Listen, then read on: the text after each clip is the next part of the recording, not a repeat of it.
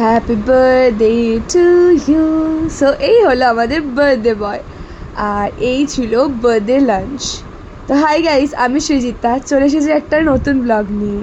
তো এটা হলো আমাদের সব থেকে ছোটো বোন, দেন ও, আর আমার মন লজ্জা পাচ্ছে, মুখ দেখাচ্ছে না। আর এই হলাম আমি, সব থেকে বড়, আর আমার পরেও। আর এই হলো আমাদের দাদু। তো আমরা একটু রেস্ট নিয়ে চলে গেছিলাম ডেকোরেশন করতে। কেন? বিকালে যে বার্থডে সেলিব্রেশন, হ্যাঁ এটা কিছুদিন আগের ব্লগ, তোমরা এটার হোয়াট ডেতে দেখেই নিয়েছো, এবার ব্লগটাও দেখে নাও।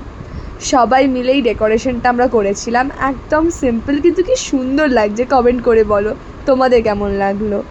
তারপরে আমরা চলে গেছিলাম রেডি হতে, একদম জাস্ট সিম্পল ঘরেরই সবাই মিলে করেছিলাম। আর এই দেখুন বার্থডে বয়ও রেডি। আর আমায় কি বলছিল জানো? দাঁড়াও তোমাদেরকে শোনাচ্ছি ঠিক কিরম ফটো সেশন।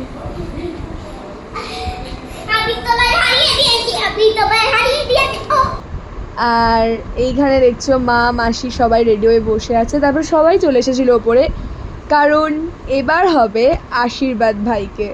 ভাইয়ের ছিল এটা 5 বছরের বার্থডে, আর এখানে সবাই আছে, বড় মাইমা, দাদু, ছোট মাইমা, বোনেরা, দিদা।